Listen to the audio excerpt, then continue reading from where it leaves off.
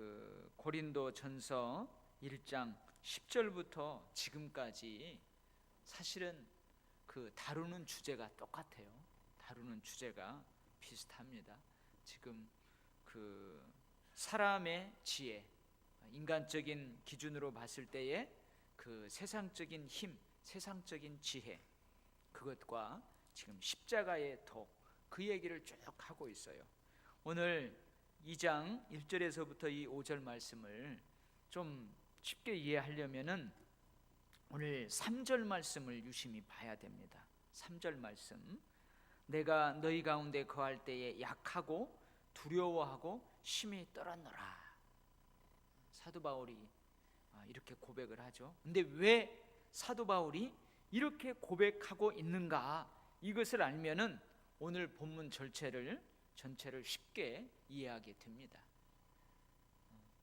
내가 너희 가운데 거할 때에, 이 말은 사도 바울이 제2차 전도 여행 중에 고린도에 머물게 되죠. 약 1년 6개월간 머물게 돼요. 근데 그 고린도에 거할 때에 사도 바울이 약하고 두려워하고 심히 떨었다, 그렇게 고백을 하고 있어요. 왜 이러한 고백을 하고 있는가 알면 이 본문 전체를 쉽게 이해하게 됩니다. 먼저 왜 사도 바울이 지금 내가 약하다, 두려워하다, 심히 떨고 있다, 왜 이런 고백을 하냐면, 여러분 사도행전 우리가 공부했잖아요. 사도행전 공부했는데 그때 제가 지도도 주고 했어요.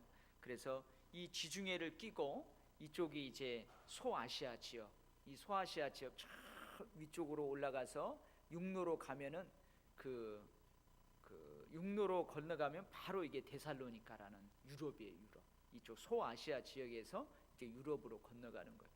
그래서 유럽 데살로니카라는 그 지역에서 밑으로 쭉 내려오다 보면은 어디가 나오냐, 아덴이 나와요. 아덴, 지금의 그리스 아테네가 나와요. 그리고 그 아덴 밑쪽이 어디냐면 고린도예요. 고린도. 그러니까 사도행전을 쭉 읽다가 보면 사도 바울이 고린도에 와서 전도하기 전에 먼저 어디를 거쳐서 와요? 아덴이라는 곳을 거쳐서 와요. 아테네라는 곳을 거쳐서 와요. 지금 아테네에 보면은 그 아크로폴리스라는 그 높은 곳에 파르테논 신전이 쫙 서 있죠. 근데 거기 여러 가지 지진 또 전쟁, 그걸로 인해 가지고 뼈만 앙상하게 남아 있어요. 기둥들만 앙상하게 남아 있죠. 근데 여러분 사도행전에서 공부했지만 이 고린도에 오기 전에 아덴에서 사도 바울이 전도를 했어요. 근데 그 아덴 전도가 실패했어요. 실패의 경험을 가지고 고린도에 왔어요. 그 사도행전의 기록에 보면은 이제 사도 바울이 아덴에 딱 들어왔습니다. 근데 그 성에 보니까요, 우상이 가득한 거예요. 심지어 알지 못하는 신에게라고 쓰여진 그 제단이 다 있는 거예요. 무슨 신인지 알지 못하지만 그 알지 못하는 신에게라는 제단이 있을 정도로 우상이 가득해요. 그걸 보고 사도 바울이 막 분노하는 거예요. 격분했다고 나와요. 마음에 격분하니라. 그래가지고 사도 바울이 여기는 진짜로 이 복음이 확실하게 들어가야만 되는 지역이구나 하고 회당에서 장터에서 만나는 사람들마다 뭐라고 되어 있느냐, 변론했다고 되어 있어요. 변론했다고 되어 있어요. 그리고 특별히 아덴에는요 여러 철학자들이 많이 있었어요. 에피쿠루스 철학자들, 그 다음에 스토아 철학자들. 그러니까 이 학문이 꽃을 피우고 철학자들이 여기저기 막 궤변론자가 있는 것처럼 그 철학자들이 많이 있는 거예요. 그래서 아덴에 가보니까요, 그 아레오바고라는 그 광장 이 밑에 쪽으로 보면은 이 동굴 안에 감옥이 하나 있어요. 감옥이. 근데 그 감옥이 어디, 누가 갇힌 감옥으로 알려져 있냐면 너 자신을 알라로 알려져 있는 유명한 철학자가 있어요. 누구요? 소크라테스. 그 소크라테스가 갇혔던 감옥이라고 하면서 그 감옥에 있어요. 그만큼 철학자들도 많고요, 학식 있는 자들 많고요. 그러니까 거기에 뭐예요? 사도 바울이 변론하고 쟁론하고 그러는 거예요. 그리고 이 아레오바고라는 그 광장에서 그 사도 바울이 유명한 설교를 합니다. 그럼에도 불구하고 여러분, 그 아덴에서 사도 바울이 막 날마다 변론을 하는 거예요. 그 철학자들과 막 논쟁을 하는 거예요. 아레오바고에서요, 유명한 설교를 하는 거예요. 근데 그럼에도 불구하고 사람들의 반응이 어땠느냐? 조롱합니다. 조롱해요. 저 사람 조롱해. 뭔 저런 철학이 있느냐? 무슨 저런 종교가 있느냐? 사람들이 조롱하고요. 또 혹시 호기심이 있는 사람들이 와서 들어봐요. 근데 들어봤는데 자기들이 가지고 있는 지식, 자기 가지고 있는 철학하고 달라요.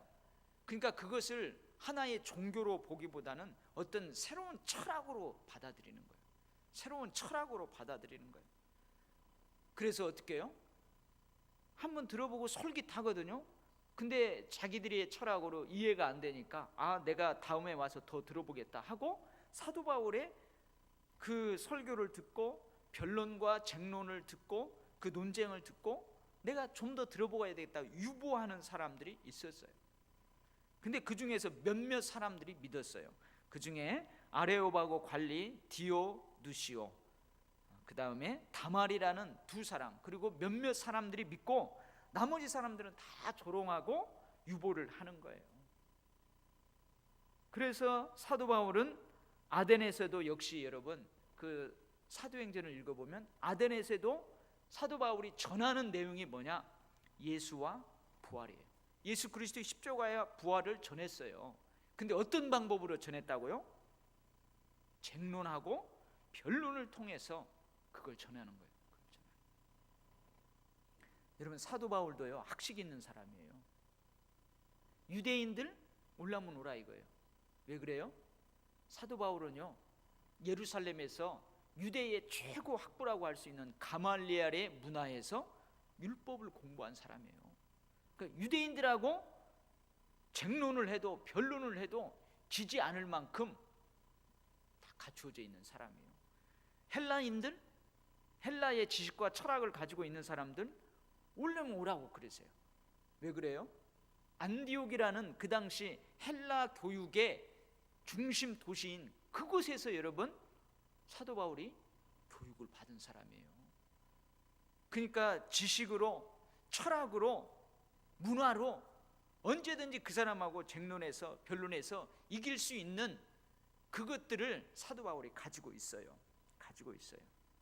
근데 오늘 우리가 본문에서 알 수 있는 것처럼 사도 바울의 아덴 전도의 실패는 왜 실패했어요? 왜 실패했을까? 사도 바울이 고백해요. 말과 지혜의 아름다움으로 전도하려고 했기 때문에 실패했어요. 예수의 십자가, 예수를 전했지만 쟁론과 변론을 통해서, 논쟁을 통해서 그들을 전도하려고 했어요. 세상의 지혜, 철학적인 지혜, 인간적으로 힘이 있다고 여겨지는 것들을 통해서 그 전도의 도구로 삼았어요. 그래서 철저하게 아덴에서 실패를 경험한 거예요. 그래서 어떻게 해요? 사도 바울이 지금 뭐예요? 약해 있는 거예요. 왜 내가 전도에 실패했을까? 자기를 돌아보면서 반성하면서 약간. 그리고 여러분, 또 한편으로 이제 고린도에 왔어요. 또 고린도에서 이제 복음을 전해야 됩니다. 그래서 어떻게 하겠어요? 고린도에 와서 좀 한번 그 지역의 문화가 어떤지, 사람들이 어떤지 한번 살펴봤을 거 아니에요. 근데 이 교도들이 아주 강한 세력들로 여기저기 포진해 있는 거예요. 고린도에도, 아덴 못지않게 고린도에도 여기저기 이미 우상을 섬기는 세력들, 그런 세력들이 여기저기 다 뚫고 들어가 있는 거예요.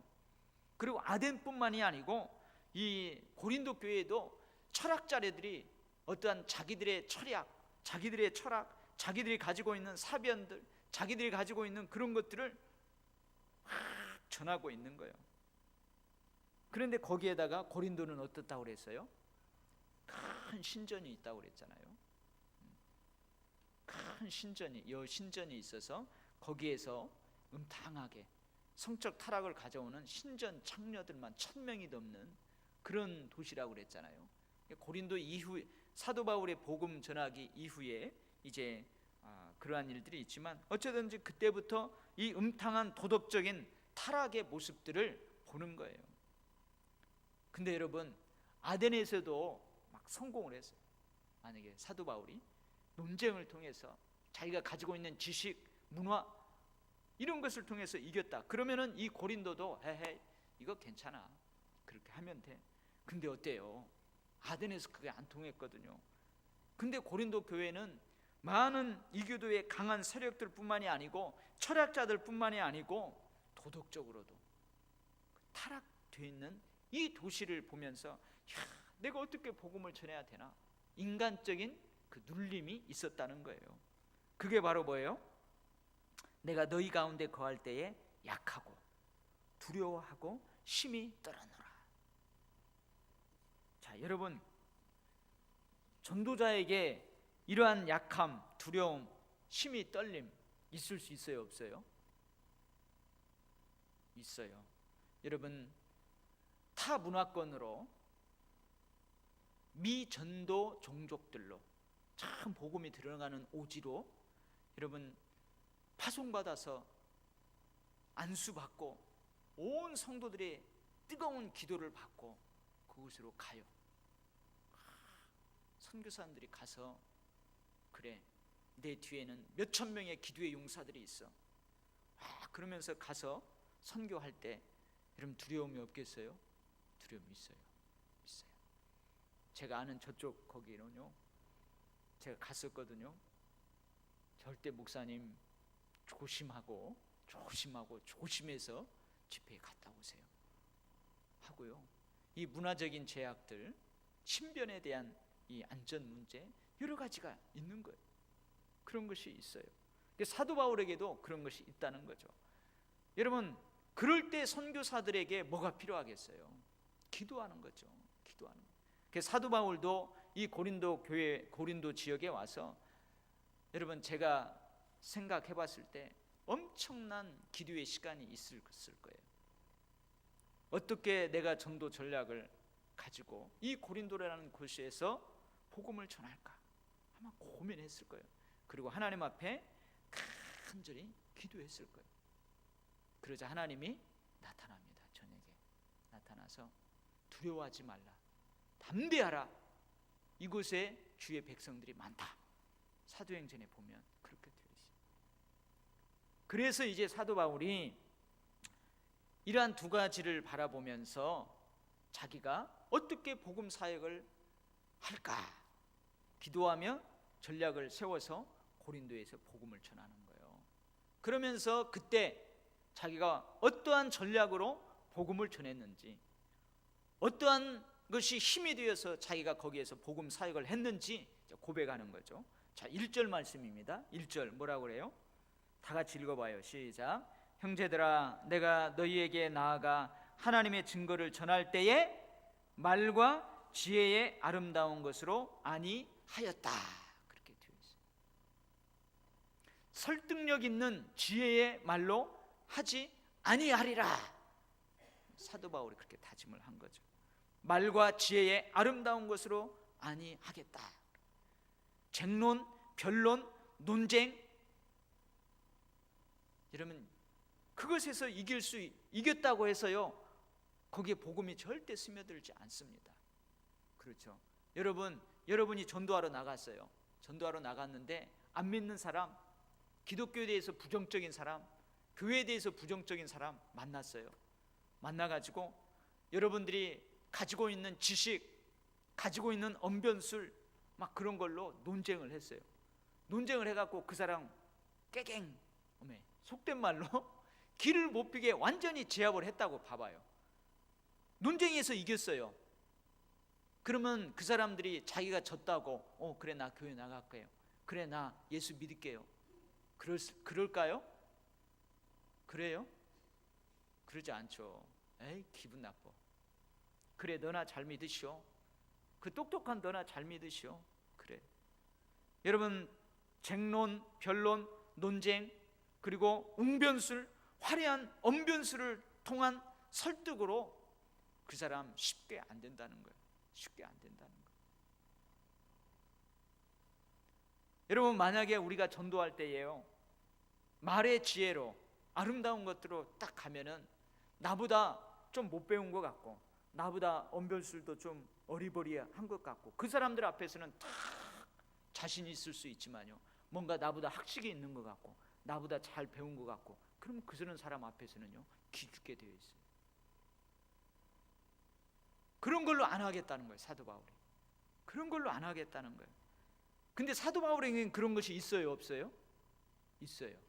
사도 바울에게는 그런 것이 있어요. 근데 그런 걸로 안 하겠다는 거예요. 그런 걸로 안 하겠다는 거예요.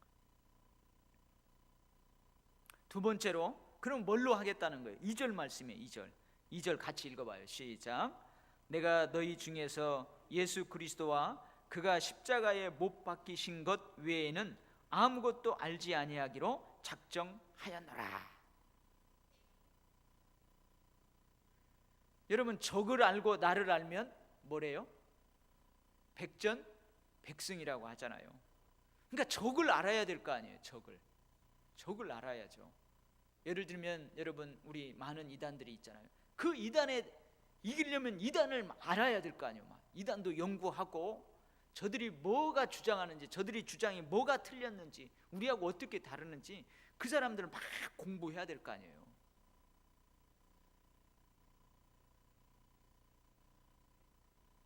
아덴에서 사용한 변론, 논쟁 등 논쟁에서 승리하기 위해서는 그 성에 가득한 우상들에서 잘 알아야 했을 것입니다.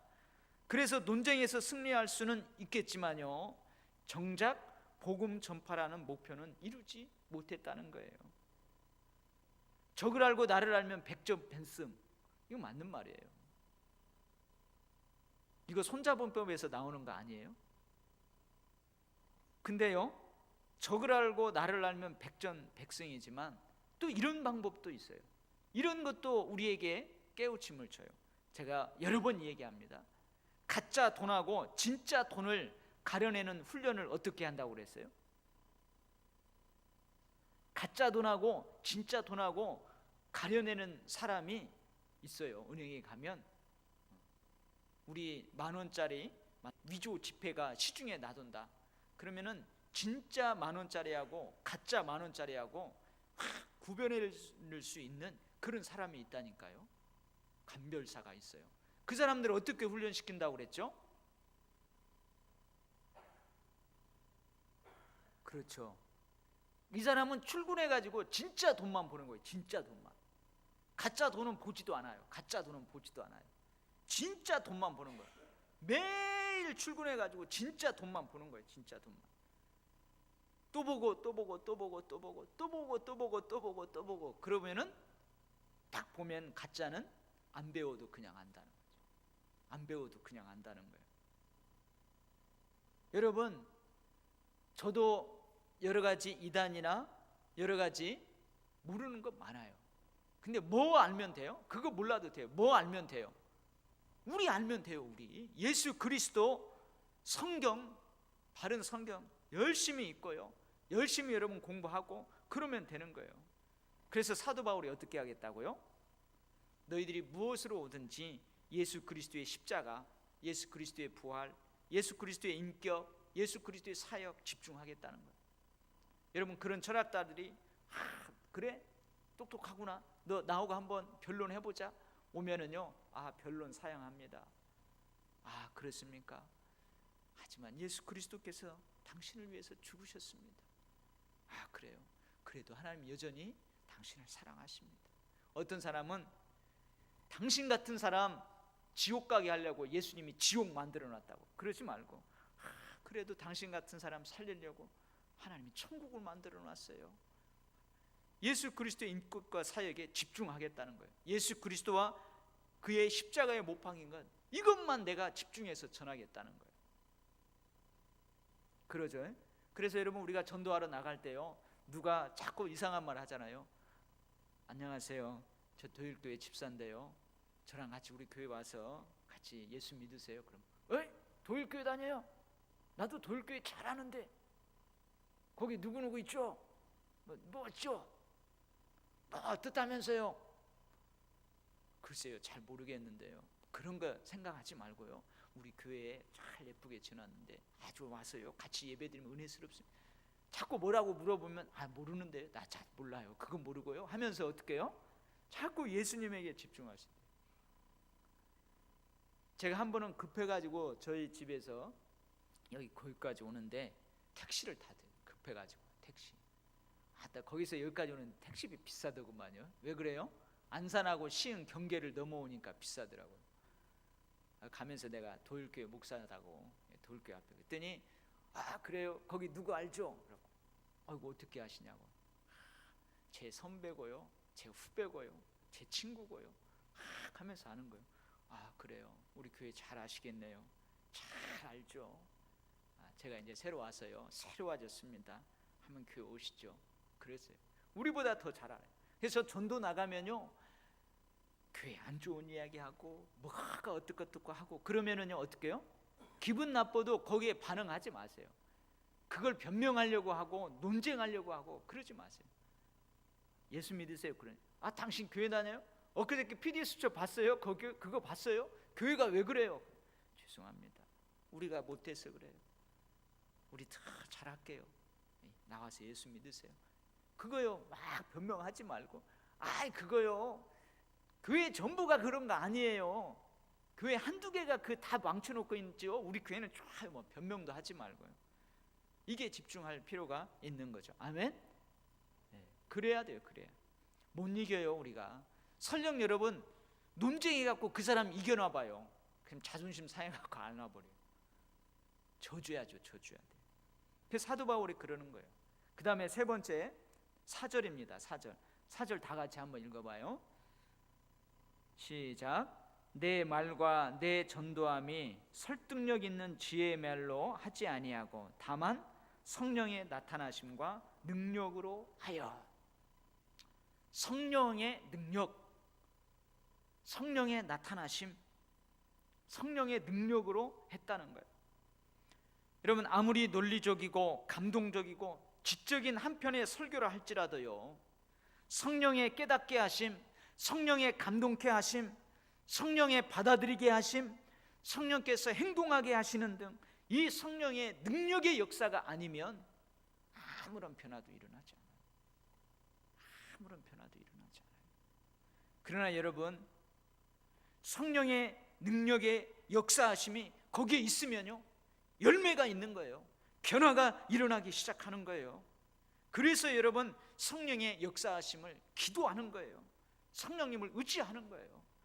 여러분 예수님도 그랬잖아요. 성령의 권능이 너희에게 임하시면. 그래서 여러분 우리가 전도할 때에 전도 전략 잘 세우는 것 중요합니다. 그죠? 뭐 전도 물품을 어떻게 하고요, 전도지를 어떻게 만들고요, 우리 전도할 때 어떻게 하고 이것도 중요하죠. 그러나 그에 앞서서 우리가 먼저 뭐 해야 돼요? 기도해야 돼요. 기도하는 것일까? 설교 준비할 때는 성령님이 안 계시는 것처럼. 이 말은 뭐예요? 설교자가 설교 준비할 때는 나를 도우시는 사람이 하나도 없다, 하나님이 나를 안 도운다, 그러니 내가 최선을 다해야 된다 해가지고 막 최선을 다하는 거예요. 근데 설교할 때는 성령님이 아니시면 나는 아무것도 할 수 없는 것처럼 그런 자세로. 이 말은 뭐예요? 성령님만 의지하고 설교한다. 이런 게 필요한 거예요. 여러분 전도를 위해서 우리가 왜 먼저 기도해야 합니까? 전도하는 방법, 전도 매개체 등등 우리가 최선을 다해야 할 영역이 있어요. 그러나 기도를 통한 성령의 역사, 성령의 능력이 빠지면 믿습니까 여러분? 믿어요?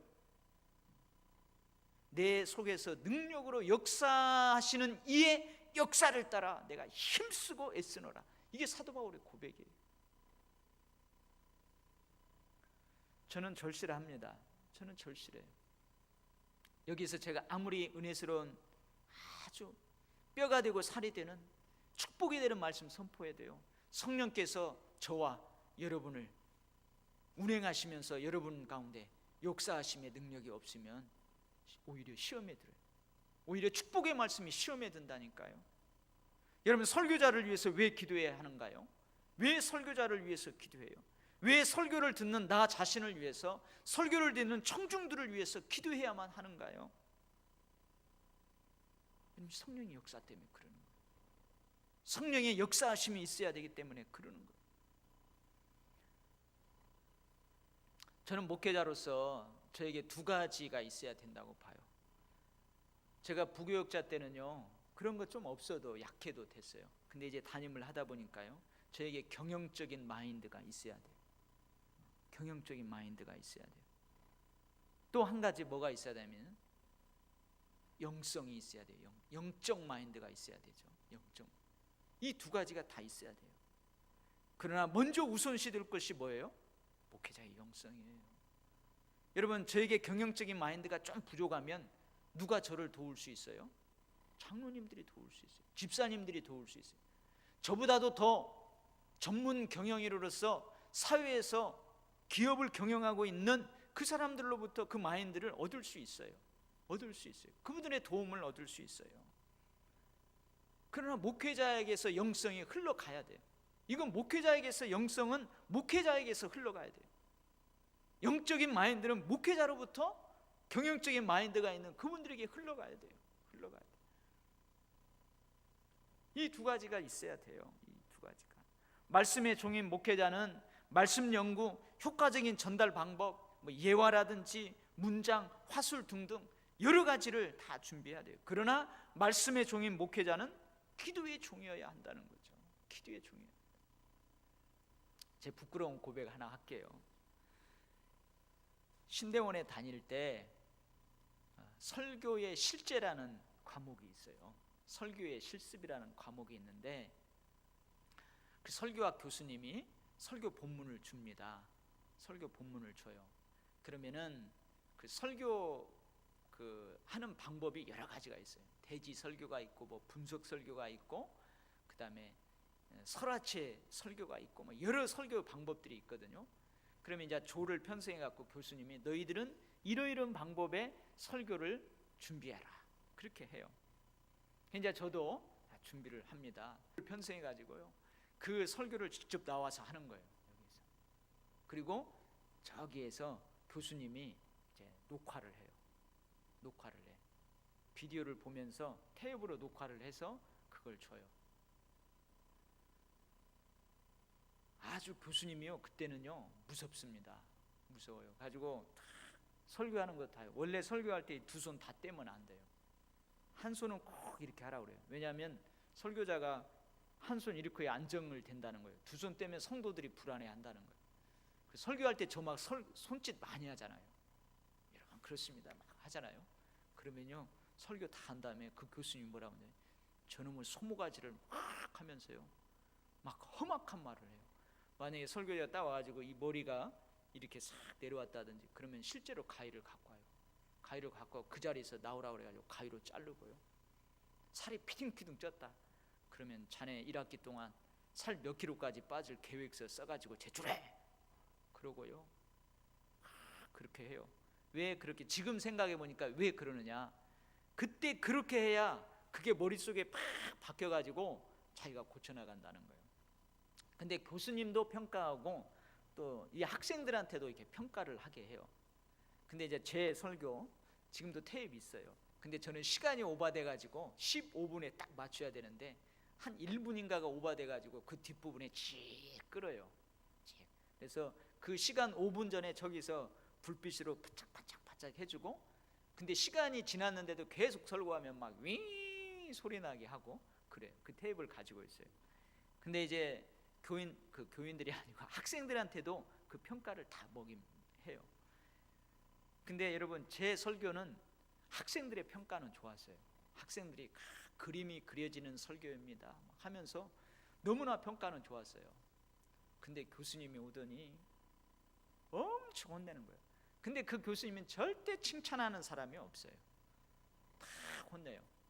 근데 저한테 지금도 제가 기억하는데 탁 보더니 자네는 말이야 기도가 부족해. 앞으로 목회하면서 기도를 해. 내가 저 테이블을 보니까 눈이 매섭고 말이야, 인상이 그래 하면서 기도를 해야지 기도를 안 하니까 그래 그러는 거예요. 기도도 많이 하고 왔는데 그러더니 이리 나와봐 그러더니 응? 근데 가까이서 보니까 인상이 괜찮네 그러시는 거예요. 그 정장복 교수님이라고 있어요. 그 교수님. 지금 그게 지금까지도 내 기억에 남잖아요. 기도 맞아요. 기도 많이 하면 이렇게 탁 펴지고요, 기도 안 하면은 이 눈이 매서워지고요. 근데 기도해도 눈 매서워지더라고. 여러분, 설교자를 위해서 왜 기도해야 하는가요? 왜 설교자가 말씀의 종이면서 기도의 종이어야 하는가요? 성령의 능력이, 성령의 역사하심이 있어야 된다는 거예요. 사도 바울이 고린도 교회에서 성령의 능력으로 전도하고 성령의 능력으로 가르치는 이유가 뭐예요? 왜 아데네서처럼 그렇게 하지 않고 고린도에서는 오직 예수 그리스도의 십자가, 오직 예수 그리스도의 부활, 오직 성령의 능력, 왜 그걸로 사역을 합니까? 오늘 뭐라고 그랬어요? 5절 말씀 다 같이 읽어봐요. 5절 말씀 시작. 너희 믿음이 사람의 지혜에 있지 아니하고 다만 하나님의 능력에 있게 하려 하였노라. 아멘. 여러분, 구원을 얻게 하는 믿음의 근거가 복음을 전하는 그 사람의 지식과 그 사람의 이성적인 능력에 있는 것이 아니라는 거예요. 고린도 교회가 그거에 집중했기 때문에 나는 게바파, 나는 아볼로파, 나는 바울파, 나는 그리스도파 파당을 짓게 된 거예요. 여러분, 복음의 능력은 사도 바울의 지식과 능력에 있지 않다는 것을 보여주기 위해서 그런 거예요. 사도 바울이 고린도 교회를 세웠어요. 그 척박한 땅에 가서 복음을 전했어요. 거기서 믿는 사람들이 많았어요. 아덴하고는 다르게 고린도 교회에 믿는 사람들이 많았어요. 고린도 교회가 세워졌어요. 그렇게 된 결과가 사도 바울의 지식과 능력에 있지 않다는 것을 보여주기 위해서 사도 바울이 예수 그리스도의 십자가, 예수 그리스도의 부활, 성령의 능력, 거기에 의지하는 것을 성도들에게 보여준 거예요. 고린도 교인들이 사도 바울 자신을 너무 의지함으로써 성령의 능력을 간과하지 못하도록, 뿐만 아니라 사도 바울 자신도 자신의 지혜를 의지하지 않도록 겸손하게 하나님의 능력을 절대적으로 의지하도록 자기 자신도 성령의 능력 앞에 처복종시키고 성도들도 그렇게 가르치려고 그렇게 했다는 거예요. 여러분, 제임스 파울러라는 사람이 있어요. 이 제임스 파울러라는 사람은 기독교 교육학자입니다. 근데 이 사람이 신앙 발달 8단계 과정이 있어요. 신앙 발달 과정이라는 그게 있어요. 근데 이 사람이 어떤 얘기를 하냐면 유치부, 아동부, 중고등부 시절에는요, 누구누구를 통한 신앙이라는 거예요. 누구누구를 통한 신앙. 이 말은 뭐예요? 자기가 존경하는 선생님, 자기를 가르치는 전도사님, 자기 교회 목사님, 자기 교회 장로님, 뭔가 모델이 될 만한 그 사람 때문에 믿음 생활을 한다는 거예요. 그래서 여러분, 유치부, 아동부, 중고등부 시절까지는 누가 중요해요? 교사들이 중요합니다. 여러분, 교사들이요, 교사회에 지각하고, 교사들이요, 말씀 제대로 안 가르치고요, 교사들이 예배의 본을 제대로 안 보이고요, 그러면요, 그 아이들 믿음 없어져요. 전사님들이 기도하지 않고요, 전사님들이 아이들한테 그 믿음의 본을 보이지 않으면요, 그 아이들 믿음, 누구를 통한 믿음의 단계예요. 근데 이제 청년 시절이 되면 누구를 통한 믿음이 아니고 이제 자주적 믿음을 형성하는 시기라는 거예요. 그래서 이 청년 시절에는요, 비판 의식도 많고요, 냉소적이고요, 질문도 많고요, 고민도 많다는 거예요. 근데 그것을 부정적으로만 볼 게 아니라는 거예요. 왜 그래요? 자기 자주적인 신앙을 갖기 위해서 몸부림치는 거예요. 여러분, 유치부, 중고등부 때는 그냥 선생님만 보고 따라가면 되는데, 청년 시절에는 이제는 뭐예요?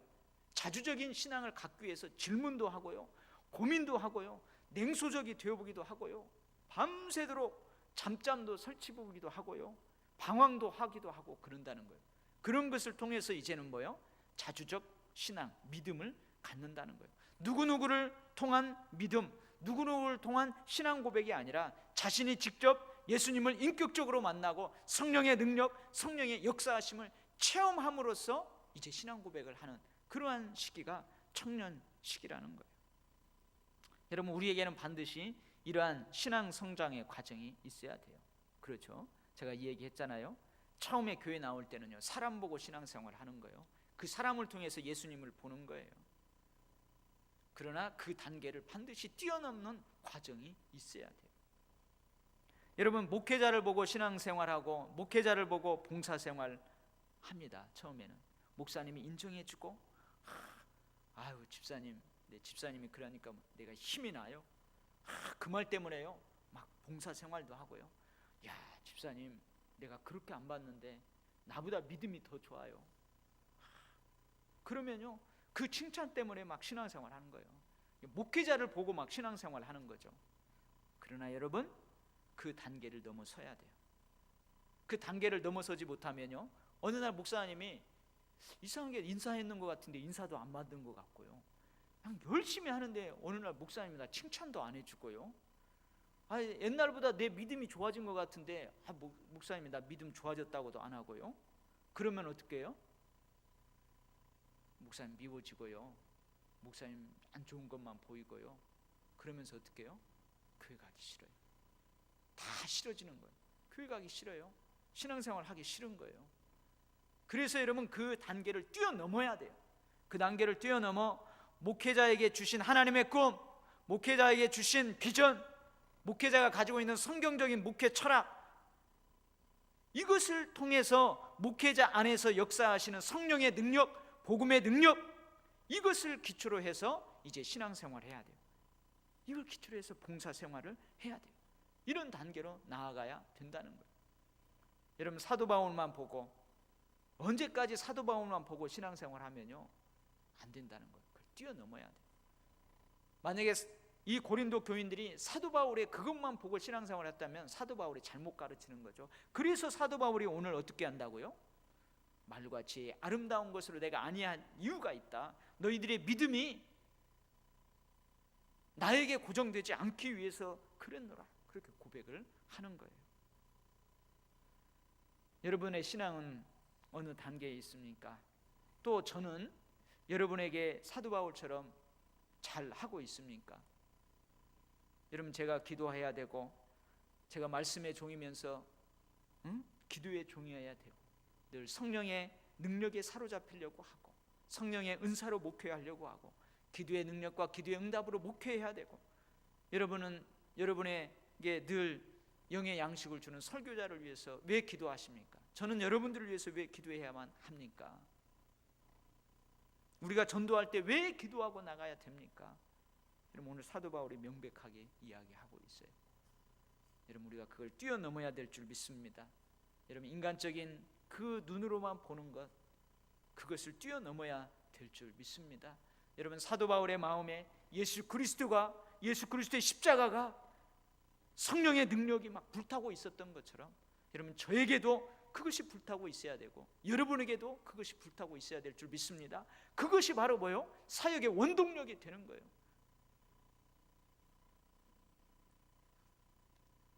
여러분, 우리 교회가 이런 교회가 되기를 원합니다. 그러기 위해서 우리는 기도해야 돼요. 성령의 능력을 간구해야 됩니다. 성령의 은사를 간구해야 됩니다. 성령의 열매를 가지고 일해야 됩니다. 여러분, 왜 우리가 서로를 위해서 기도해야 되는가? 왜 성령의 능력을, 성령의 역사하심을 그렇게 애타게 간구하는가? 왜 우리가 기도하자고 하는가? 그 이유가 다 고스란히 여기에 있어요. 여기에 있어요. 기도하겠습니다.